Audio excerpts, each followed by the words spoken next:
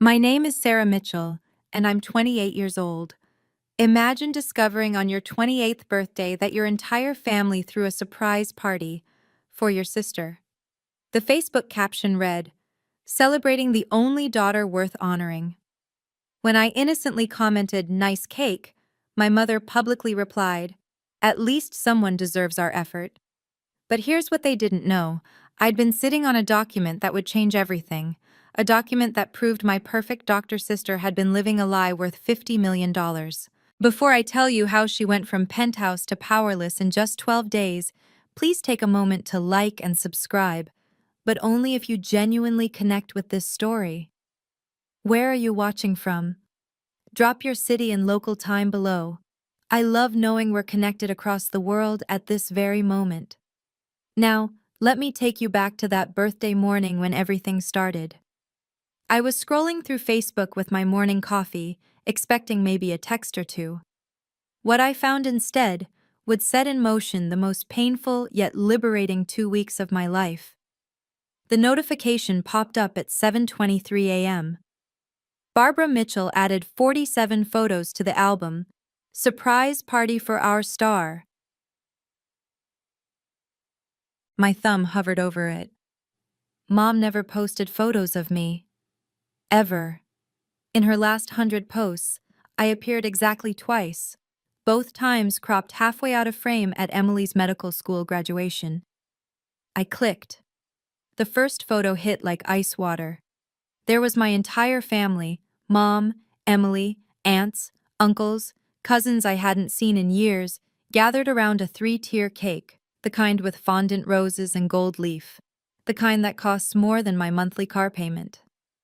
Emily stood in the center, glowing in a designer dress I recognized from Nordstrom's window, the one I'd admired last week before remembering I needed new work shoes instead. The timestamp? Yesterday, March 15th, my actual birthday. I scrolled through each photo methodically.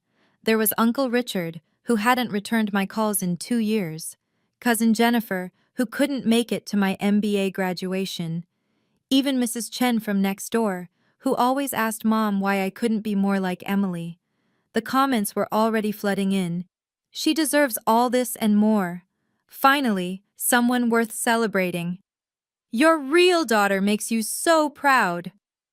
My coffee had gone cold. I set it down with steady hands and typed, "Nice cake." Within 30 seconds, Mom replied, "At least someone deserves our effort. Maybe if you'd chosen a real career like Emily's, you'd understand what achievement looks like." 17 likes on her comment. In less than a minute, I stared at those words. Real career. As if managing supply chain operations for 3 West Coast facilities was playing pretend. As if my Wharton MBA was a participation trophy. Emily chimed in. "Sarah, don't be bitter. Not everything is about you." 43 likes. I almost laughed. Nothing had ever been about me. Not my childhood piano recitals where Mom left early for Emily's soccer practice. Not my valedictorian speech she missed for Emily's emergency, a bad grade on a quiz. Not even my own birth had been about me. Mom loved telling people how she went into labor during Emily's dance recital 2 years earlier, and how she'd insisted on staying until Emily finished her routine. But none of them knew what I knew. None of them had any idea what was coming. Supply chain management? The question had haunted me for a decade. Every family dinner, every holiday gathering, every chance encounter with Mom's friends at Whole Foods. Why didn't you go to medical school like Emily? The truth? I'd gotten into Johns Hopkins, full scholarship. The acceptance letter arrived the same day Emily got waitlisted at a mid-tier state school. I watched Mom's face crumble as she read it. That night, she sat on Emily's bed for 3 hours, promising they'd figure something out, that Emily was meant to be a doctor. I withdrew my acceptance the next morning, told everyone I'd changed my mind, that medicine wasn't for me. Mom never asked why. She was too relieved to question it. Emily got off the wait list 2 weeks later. It was meant to be, Mom said at dinner. Emily has the healing touch. Sarah's more practical. Practical. That's what I became. The practical one who worked 3 jobs through undergrad. The practical one who earned her MBA at night while working full-time. The practical one who nobody noticed had graduated summa cum laude from Wharton, because the ceremony conflicted with Emily's white coat ceremony. Sarah handles boxes, Emily would tell people at parties. I save lives. She wasn't wrong. I did handle boxes. Millions of them. My optimization algorithm saved our company $3.2 million last quarter. My vendor negotiations secured PPE for 17 hospitals during the pandemic shortage.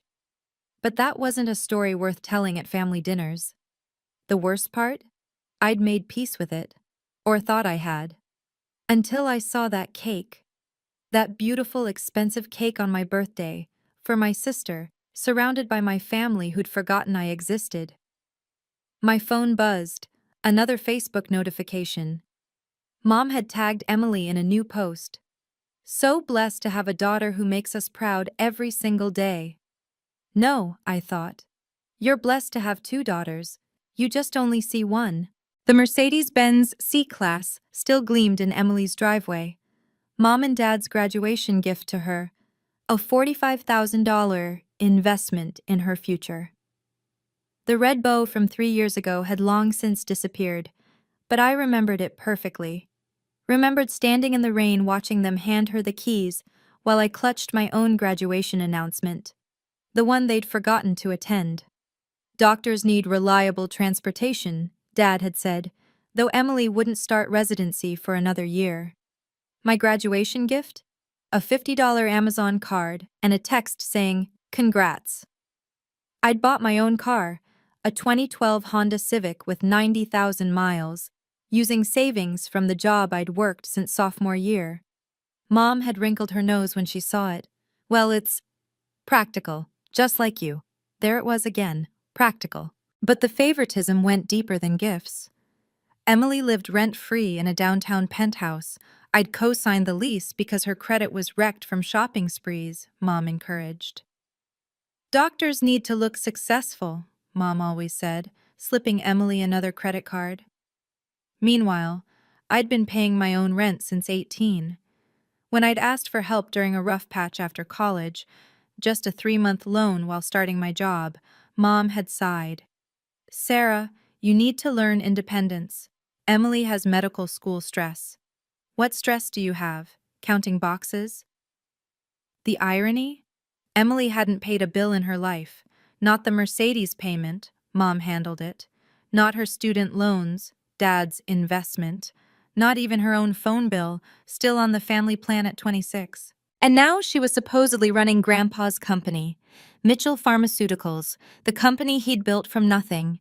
The company worth $50 million. The company whose board meetings Emily had never attended, whose financial statements she couldn't read, whose supply chain she called boring logistics stuff, Sarah's department.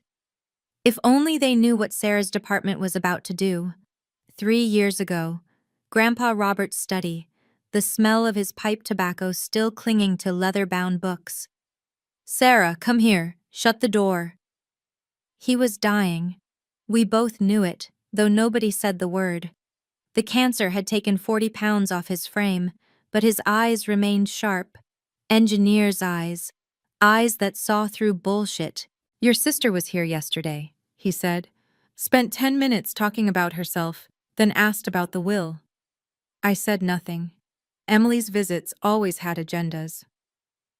Your mother thinks I don't notice things. He pulled out an envelope from his desk drawer, thick, legal-sized. She thinks I don't know about the Hopkins scholarship, about what you gave up. My throat tightened. Nobody knew about Hopkins. I've been watching you, Sarah. The quiet one. The practical one. He said the word like it tasted bitter. You know what's practical? Building a pharmaceutical empire from a garage. That's what I did.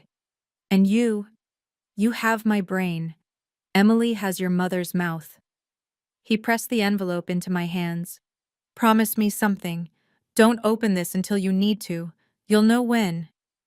Grandpa, promise. I promise. He died 6 days later. Emily gave a beautiful eulogy about inheriting his legacy. I sat in the back row, the envelope burning in my purse.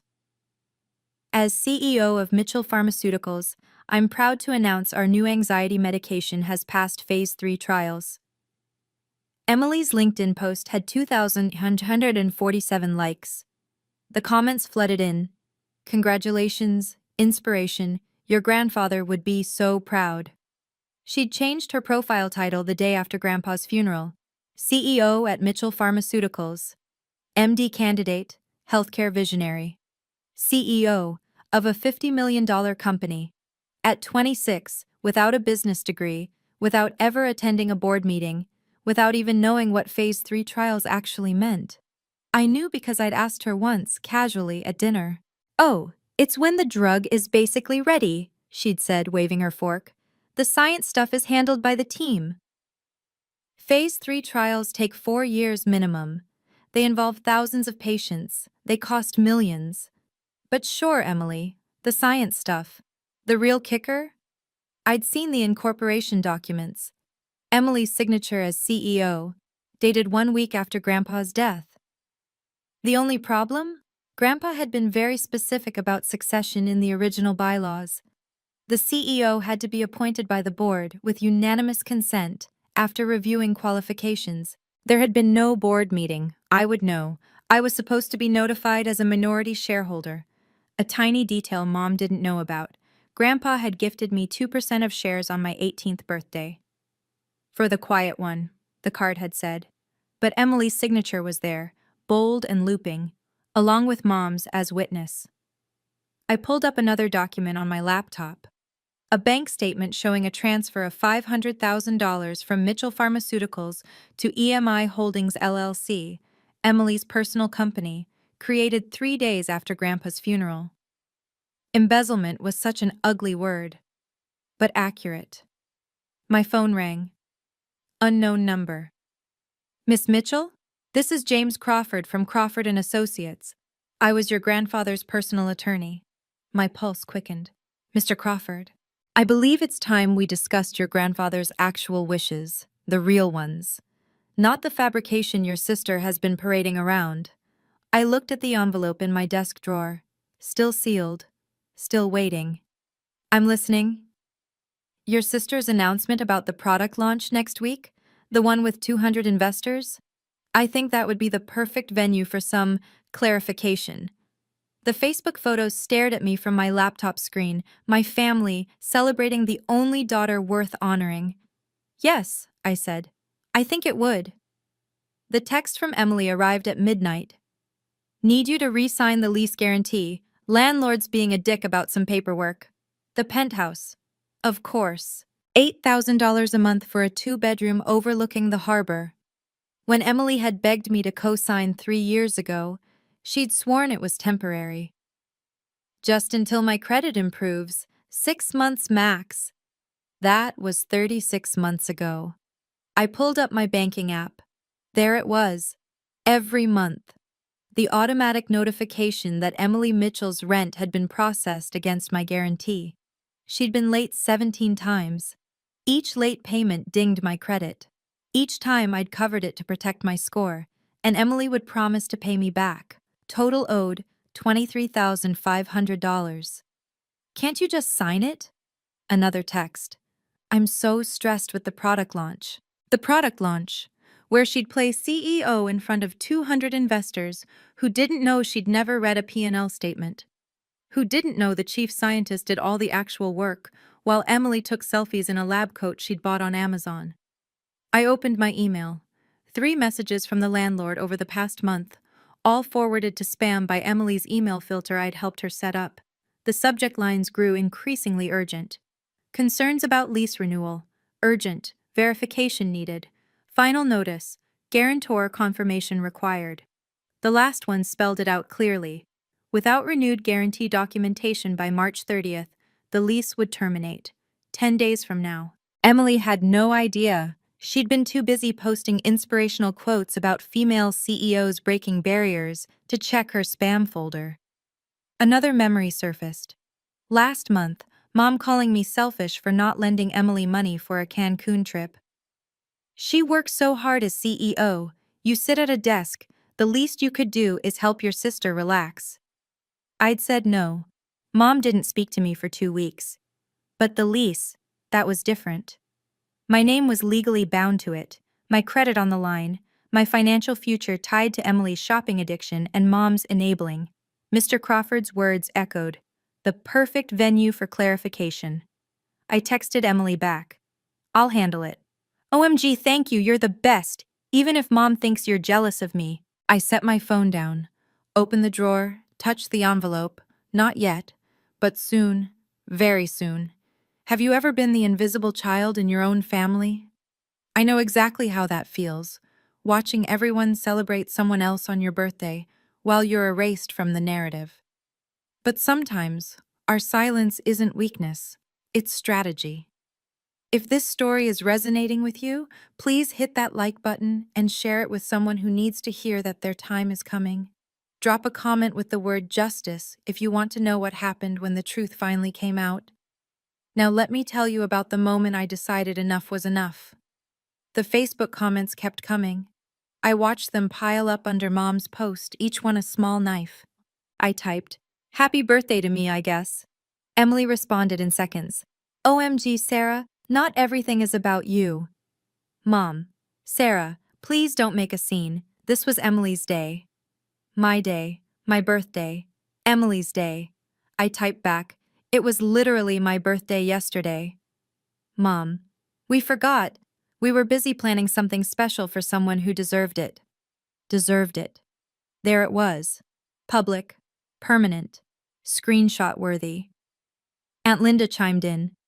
Barbara's right. Emily's achievements deserve recognition. Emily. Sarah, maybe if you'd done something worth celebrating. I stared at the screen. My family, publicly discussing my worthlessness. 247 people watching. Former classmates, colleagues, my boss. I typed slowly, deliberately. You're right. Emily deserves exactly what's coming to her. Mom. What's that supposed to mean? Nothing. Enjoy the cake, while you can. Emily. Is that a threat? Mom, she's threatening me. Mom. Sarah, you're embarrassing yourself, as usual. I didn't respond. Instead, I opened my contacts, scrolled to see Crawford James. His office would be closed, but he'd said to call any time, that the moment I was ready, he'd be waiting. The phone rang once. Miss Mitchell, I've been expecting your call. How did you... Your grandfather predicted this. He said you'd call when they finally pushed too far, when they finally made you realize what he always knew. Which was, that nice doesn't mean weak, that quiet doesn't mean powerless, and that patience is just choosing the perfect moment to strike. I looked at the Facebook thread, 312 comments now. My entire extended family and social circle witnessing my humiliation. The product launch, I said, March 27th. I'll have everything ready. Mr. Crawford, they just celebrated my sister on my birthday. By March 28th, Miss Mitchell, she'll remember your birthday for the rest of her life. Your grandfather knew this would happen, Crawford said. He documented everything. Every conversation with your mother about the will, every time Emily asked about money, every single red flag. I pulled out the envelope, still sealed. He gave me this 3 years ago, said I'd know when to open it. That's a copy. I have the originals in my safe. Miss Mitchell, your grandfather's real will names you as sole beneficiary, not Emily, not your mother, you. The room spun. But Emily's been acting as CEO for 3 years. Illegally. The document she's been waving around? Forged. Your mother helped her.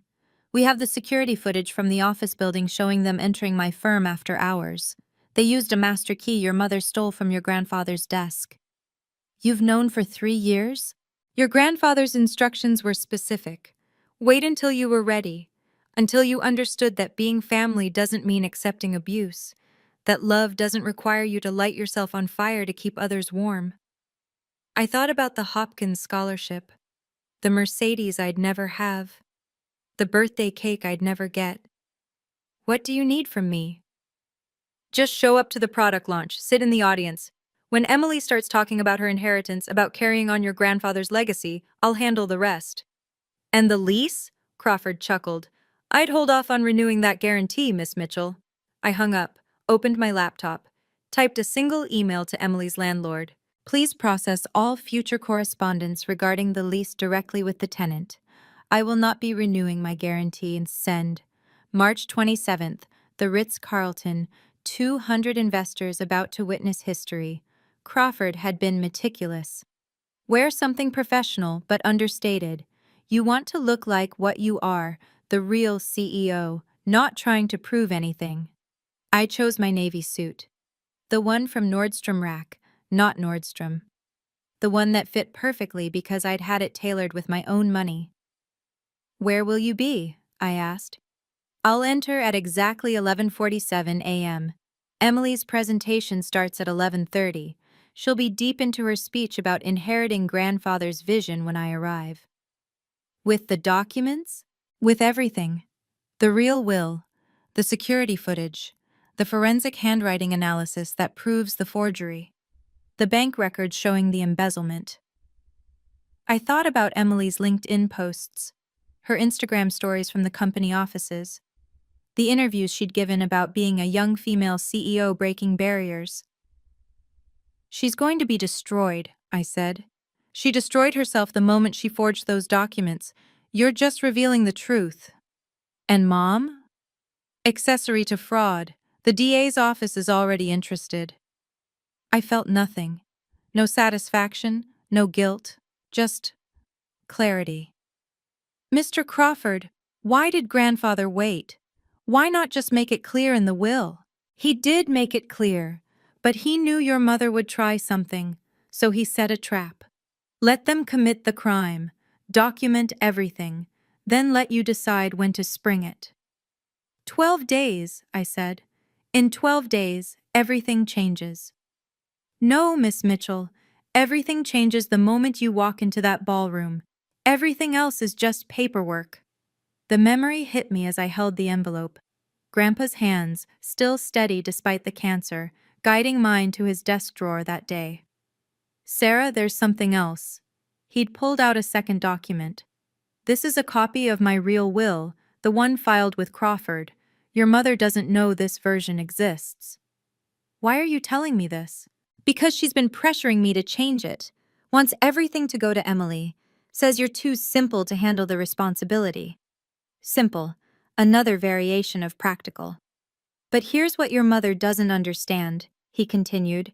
I built this company by watching, observing. You know who else watches? You. You see everything, don't you? I nodded. Emily performed for me today, talked about her vision for the company, used words she'd Googled 5 minutes before.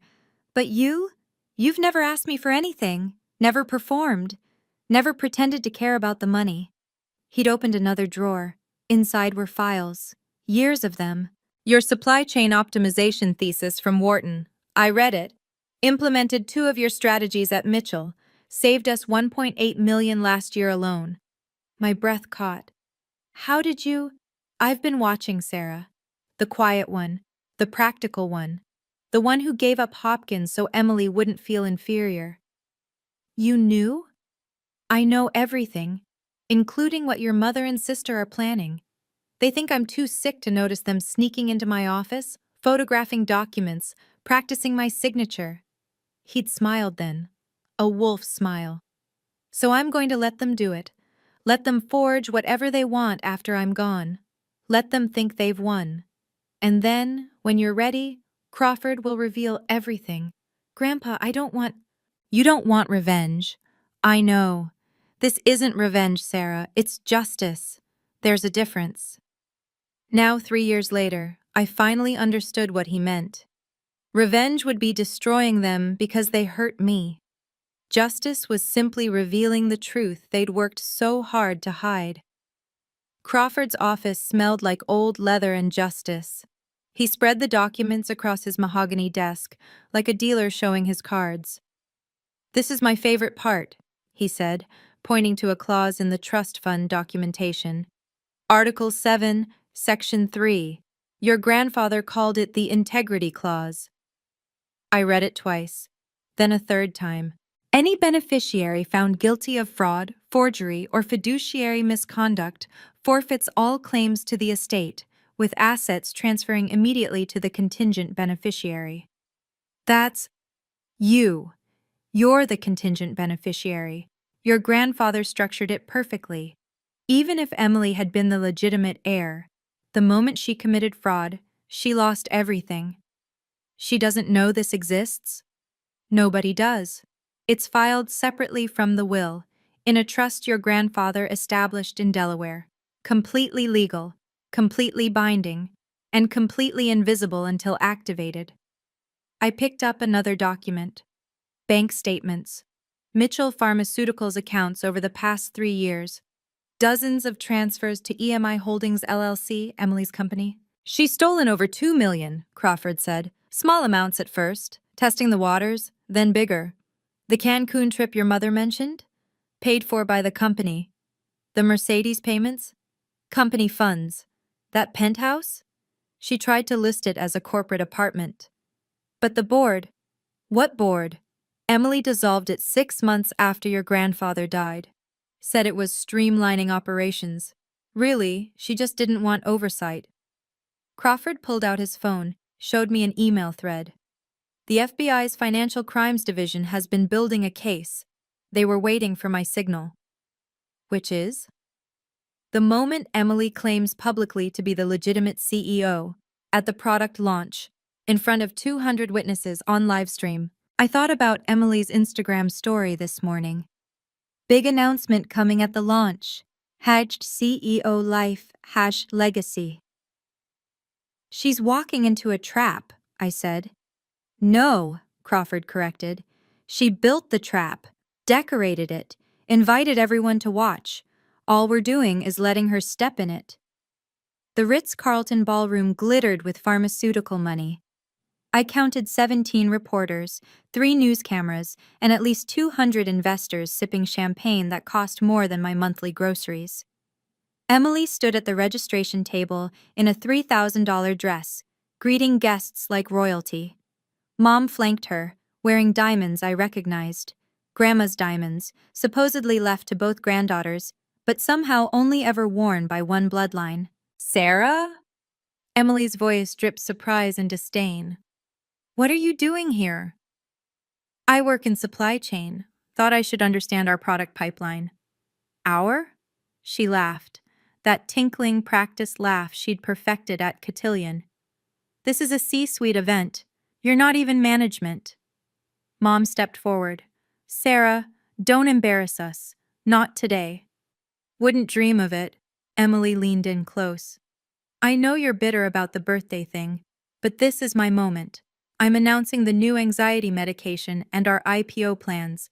Investors need to see strong leadership, not. She gestured at my Nordstrom Rack suit. Whatever this is. You're right, I said. They deserve to see strong leadership. She missed the irony. Of course she did. There's assigned seating, Mom added. You're in the back, if you're staying. Table 27, the server's station. I'd been placed with the catering staff. Perfect, I said. I like watching from the shadows. Emily was already moving on, air-kissing a venture capitalist who'd been trying to buy Mitchell Pharmaceuticals for 2 years. She had no idea he'd been talking to Crawford for the past week. I took my seat, pulled out my phone. One text from Crawford. 11:47, 15 minutes until showtime. Emily took the stage to thunderous applause. Behind her, a massive screen displayed. Emily Mitchell, CEO, Mitchell Pharmaceuticals, continuing a legacy. I smiled. Continued counting. 14 minutes. Before we discuss our groundbreaking anxiety medication, Emily purred into the microphone, I want to introduce someone special. My stomach dropped. My sister Sarah is here today. Sarah, stand up. 200 faces turned. The spotlight found me at table 27, surrounded by water pitchers and folded napkins. Sarah works in, what is it again, boxes? Emily's laugh tinkled. She's our little worker bee. So proud of her for finding her level. Nervous laughter rippled through the crowd. Mom stood beside Emily. We believe in family at Mitchell Pharmaceuticals, even family members who choose simpler paths. Sarah didn't have the ambition for medical school, but she tries her best. Actually, a voice called out, isn't she the one who wrote that brilliant supply chain optimization paper? I remember it from the Wharton Journal. David Chen, venture capitalist. Wharton alum. Emily's smile tightened. I'm not familiar with that. Really? David persisted. It revolutionized pharmaceutical distribution. We implemented her model at 3 companies, saved millions. Mom grabbed the microphone. Well, Emily's the CEO. She oversees all operations, including whatever little projects Sarah dabbles in. Little projects? David stood now. Your daughter's algorithm is being studied at Harvard Business School. Emily's face flushed. This is my presentation about my grandfather's legacy. Our grandfather, I said quietly, but the microphone picked it up. Yes, well, Emily snapped, he chose his successor wisely. Someone with vision, medical training, not someone who counts boxes. Mom nodded approvingly. Emily represents everything Robert Mitchell wanted for this company. She inherited his brilliance, his drive, his... The ballroom doors opened. I checked my phone. 11:47 exactly. James Crawford walked in, flanked by 2 associates carrying bankers' boxes. Emily's hand gripped the podium. We're in the middle of...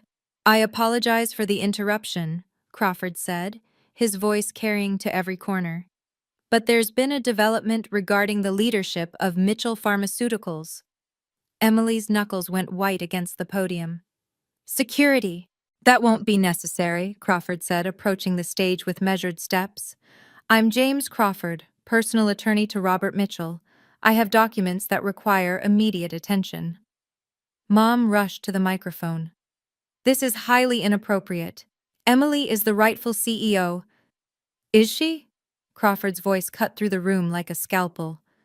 Because I have here the actual last will and testament of Robert Mitchell, not the forgery Ms. Emily Mitchell has been presenting. The word forgery hit the room like a bomb. Phones appeared, recording. The news cameras swiveled. Emily laughed, high and sharp. This is ridiculous. I have the will, filed with the court, notarized. Notarized by a notary whose license expired 2 years before the document was allegedly signed, Crawford said. Interesting oversight. Murmurs rippled through the crowd. Investors exchanged glances. Furthermore, Crawford continued, approaching the stage, I have security footage from my office building showing Ms. Emily Mitchell and Mrs. Barbara Mitchell entering after hours with a stolen key. Timestamp, 3 days after Robert Mitchell's death. Mom's face drained of color. You can't prove... I also have forensic handwriting analysis confirming the signature on your document is forged. The real will, properly executed and witnessed, tells a very different story. Emily gripped the microphone. Even if, which is absurd, but even if there were irregularities, I've been running this company successfully for 3 years. Have you? Crawford smiled. Would you like to discuss the $2 million transferred to your personal LLC? Or should we talk about dissolving the board of directors without shareholder consent? The venture capitalists were standing now, one headed for the exit. Wait, Emily called out. This is just... Sarah, this is Sarah's doing. She's always been jealous. Every eye turned to me. I stood slowly. I know many of you are thinking, why didn't Sarah speak up sooner? Trust me, sometimes waiting for the perfect moment is the best strategy. When you've been silenced your whole life, your voice becomes more powerful when you finally use it. If you've ever had to stand up to family members who tried to erase you, type strength in the comments. I see you, and you're not alone. And please, if this story is resonating with you, hit that subscribe button so you don't miss what happens next. Now, let me tell you about the moment everything changed. Crawford reached the stage, his presence commanding absolute attention. 2 associates flanked him, one carrying a laptop, the other holding sealed documents. "Ladies and gentlemen," he addressed the crowd, not Emily. "I apologize for this disruption, but fraud of this magnitude cannot go unaddressed." "You have no authority here," Emily shrieked. "Actually, I do." Crawford produced a document. "This is an emergency injunction from the Delaware Court of Chancery, issued this morning, freezing all Mitchell Pharmaceuticals operations pending investigation of the CEO's legitimacy."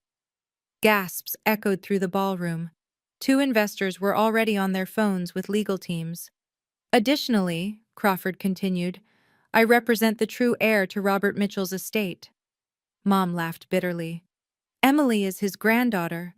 "So is Sarah." The room fell silent. Crawford turned to me. "Miss Mitchell, would you please join us on stage?" I walked through the ballroom, past the investors I'd served coffee to at conferences where Emily took credit for my work, past the reporters who'd written puff pieces about the young female CEO, past my mother, whose face cycled through confusion, rage, and fear. I took the stage, faced the audience, spoke clearly. "My name is Sarah Mitchell. I'm Robert Mitchell's granddaughter, and I've been silent for too long." Emily lunged for me, but Crawford stepped between us. "3 years ago," I continued, "my grandfather gave me documents for safekeeping. He knew what would happen after his death. He knew who would try to steal his legacy." "Liar!" Emily screamed. Crawford opened his briefcase. "Shall we examine the evidence? Or would you prefer to discuss the FBI investigation into your embezzlement?" Emily's face went white. Mom sank into a chair. The truth was finally coming out. Crawford connected his laptop to the presentation screen. Emily's "Continuing a Legacy" slide disappeared, replaced by a document that made the room gasp. "Last will and testament of Robert James Mitchell," Crawford read aloud. "Executed January 15th, 2021, 6 weeks before his death." The document filled the screen. Grandpa's real signature, 3 witnesses, a notary seal with a valid, verifiable number. "I leave the entirety of Mitchell Pharmaceuticals, all associated assets, and my personal estate to my granddaughter, Sarah Marie Mitchell." The room erupted. Cameras flashed. Emily grabbed the microphone. "That's fake! I have the real will!" Crawford clicked to the next slide. Security footage, crystal clear. Emily and Mom breaking into his office, photographing documents, practicing signatures on legal pads. Timestamp, February 28, 2021, 3 days after Robert Mitchell's death. Then came the forensic analysis, the forged signature overlay, the expired notary license, the fraudulent board dissolution, each slide more damning than the last. "Furthermore," Crawford announced, "Ms. Emily Mitchell has embezzled $2.3 million from company accounts." Bank statements filled the screen. Transfer after transfer to EMI Holdings LLC, the Cancun trips, the shopping sprees, the penthouse payments. Emily turned to me, tears streaming. "Sarah, please, we're sisters." "Yes," I said, taking the microphone. "We are, which makes this hurt even more." I faced the audience. "For 28 years, I've been told I wasn't enough. Not smart enough, not ambitious enough, not worthy enough. My family threw a party on my birthday, for my sister, because I wasn't worth celebrating." The room was silent. But my grandfather saw me. He saw what I could do, what I could become, and he made his choice. Crawford handed me the original will. "According to Robert Mitchell's wishes, Sarah Mitchell is the rightful CEO of Mitchell Pharmaceuticals, effective immediately." I stood at the podium where Emily had been moments before. The Mitchell Pharmaceuticals logo glowed behind me, my grandfather's legacy, now mine to protect. "Mr. Crawford," I said calmly, "please proceed with the necessary documentation." He produced a folder. "This is the board reinstatement order. Per the original bylaws, the illegally dissolved board is hereby restored." 5 board members in the audience stood. They'd been waiting. Crawford had contacted them weeks ago. "We recognize Sarah Mitchell as the legitimate CEO," the chairman announced. "All actions taken by Emily Mitchell are void." Emily collapsed into a chair. You can't do this. It's already done, Crawford said. He turned to his associate. Please notify the FBI that Ms. Emily Mitchell is present and available for questioning. The FBI? Mom stood, shaking. Emily, what did you do? What she's always done, I said.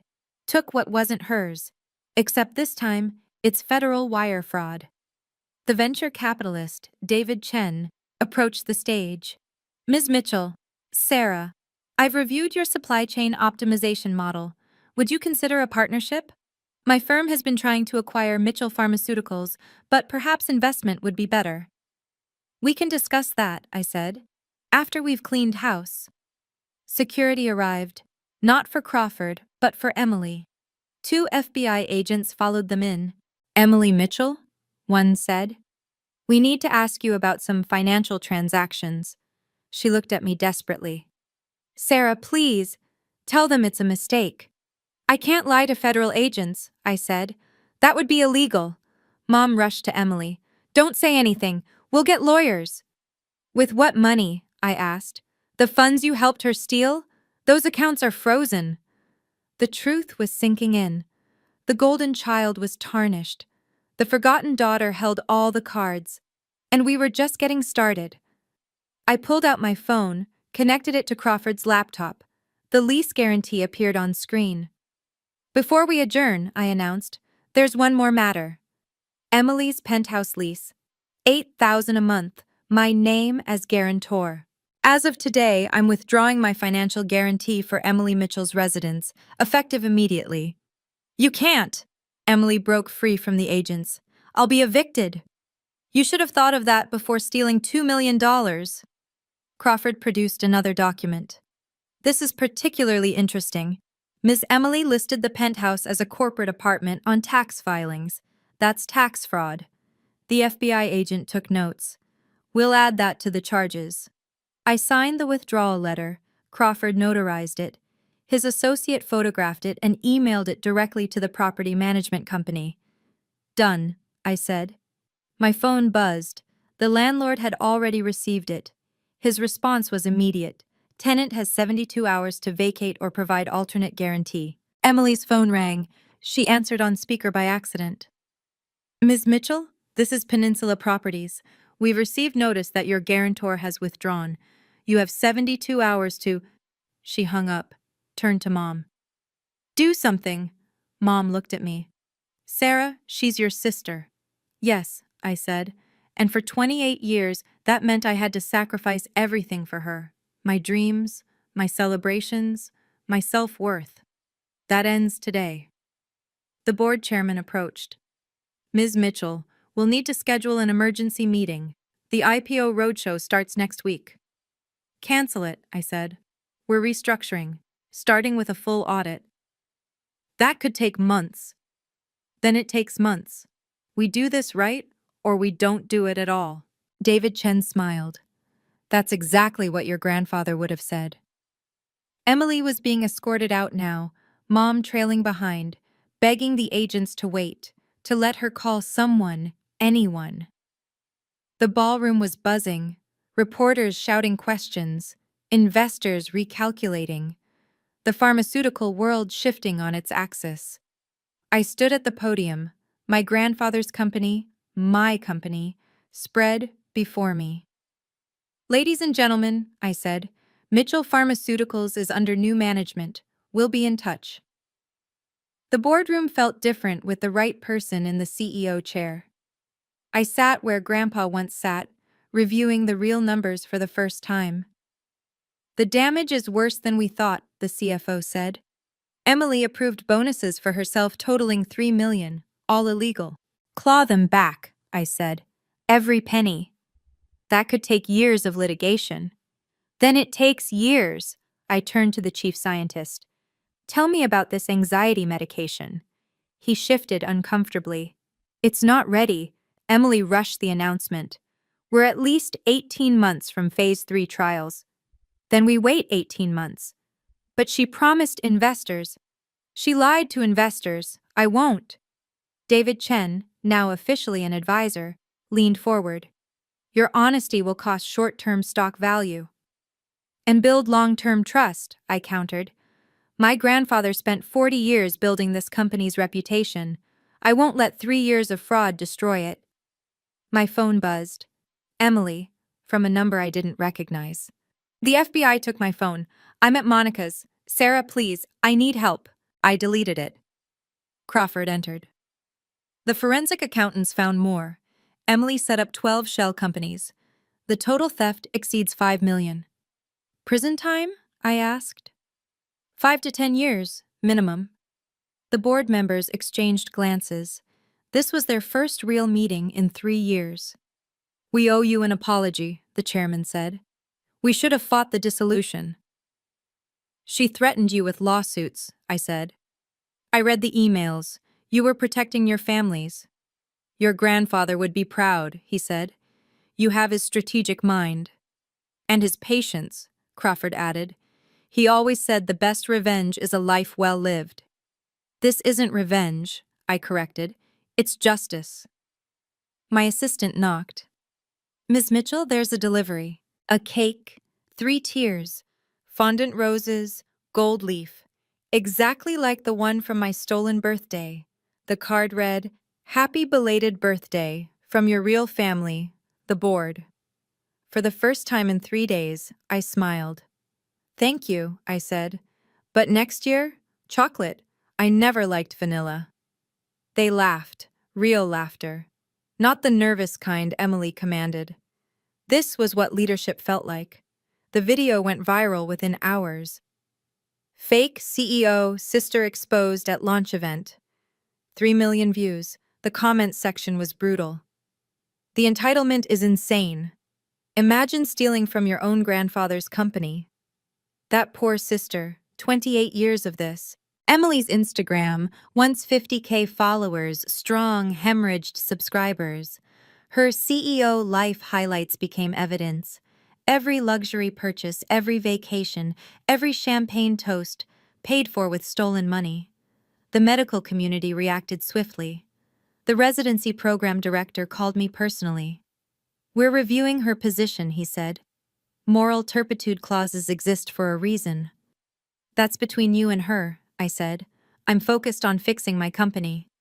But the consequences cascaded. Emily's penthouse was gone. She'd lasted exactly 36 hours before the sheriff arrived. Monica kicked her out after Emily couldn't pay for groceries. The Mercedes? Repossessed when the investigation revealed it was purchased with embezzled funds. Mom called from her lawyer's office. They're charging me as an accomplice. You were an accomplice, I said. Sarah, I'm your mother. Yes, and you chose to help Emily steal my inheritance. You chose to humiliate me publicly. You chose this. Where's your compassion?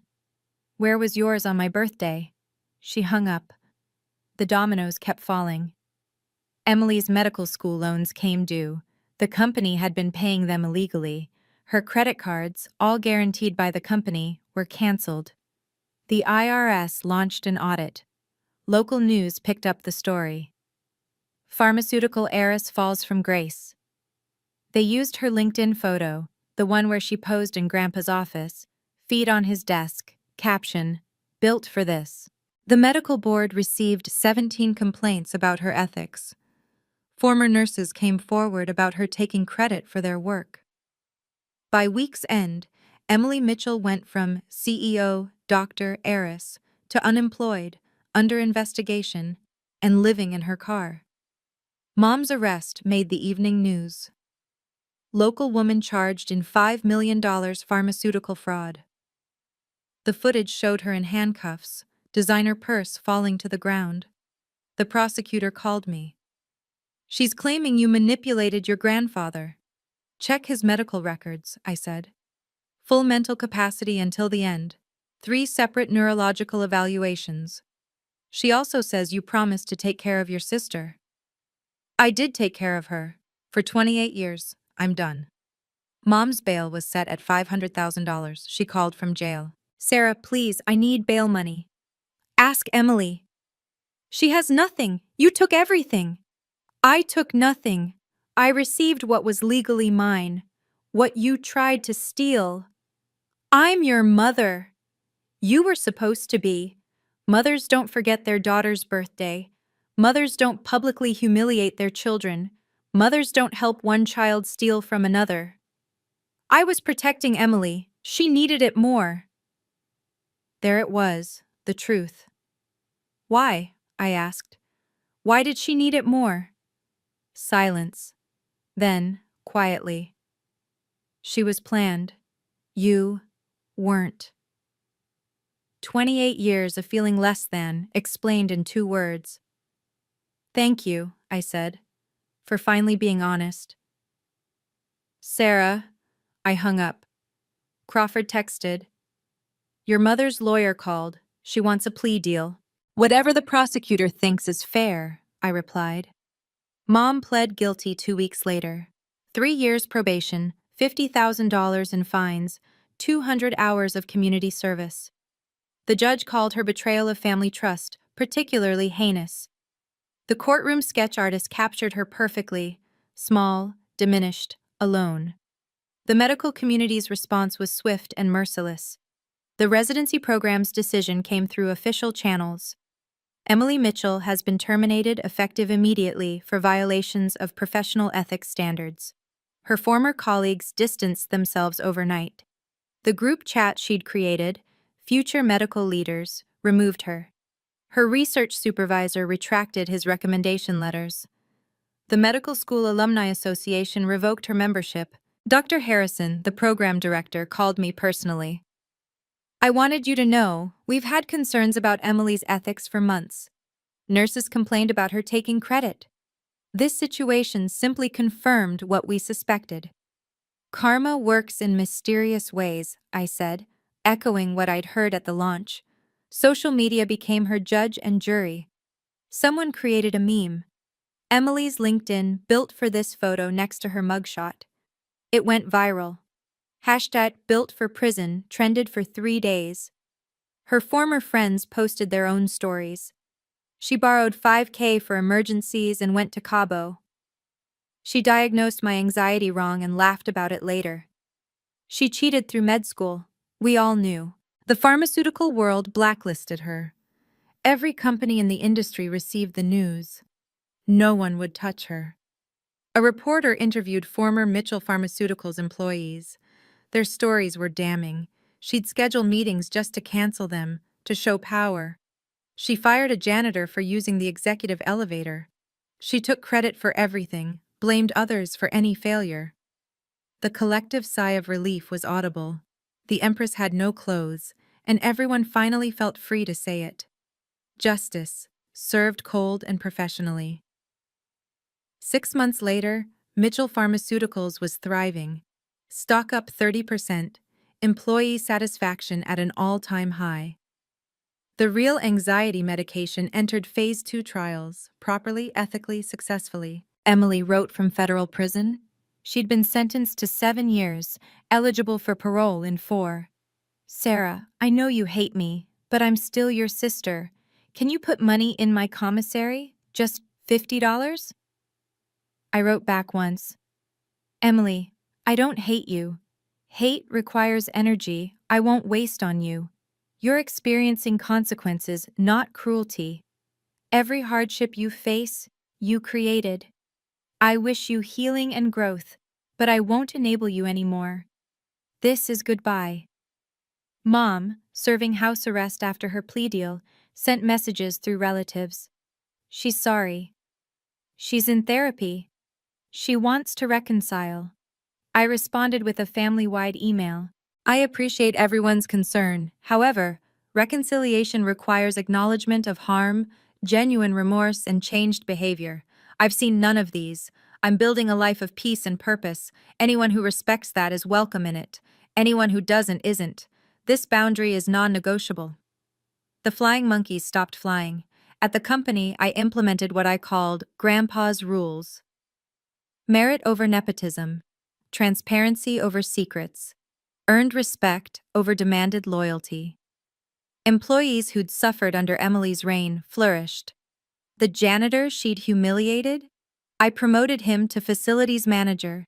The nurses whose work she'd stolen? I created a medical advisory board with their input. David Chen's investment fund partnered with us. Your integrity is worth more than any quick profit, he said. The company holiday party, my first as CEO, was different. No forced speeches about family legacy. No power plays. Just genuine celebration of genuine achievement.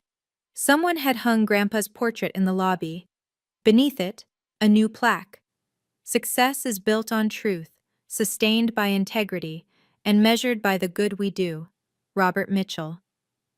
I stood before it after everyone left, finally understanding what he'd seen in the quiet, practical granddaughter. "Thank you," I whispered, "for seeing me when no one else did." The building was silent, but somehow I felt him smiling. A year later, on my 29th birthday, I celebrated properly. Not with family who'd forgotten me, but with chosen family who saw me. The board, Crawford, David, employees who'd become friends. There was cake, chocolate, as requested. There were no comparisons, no backhanded compliments, no reminders of what I wasn't. Just joy for who I was. Emily would be in prison for 6 more years. Mom lived alone, her society friends gone, her reputation destroyed. The family that had celebrated, the only daughter worth honoring, had discovered the cost of dishonor. But this isn't a story about revenge. It's about recognition.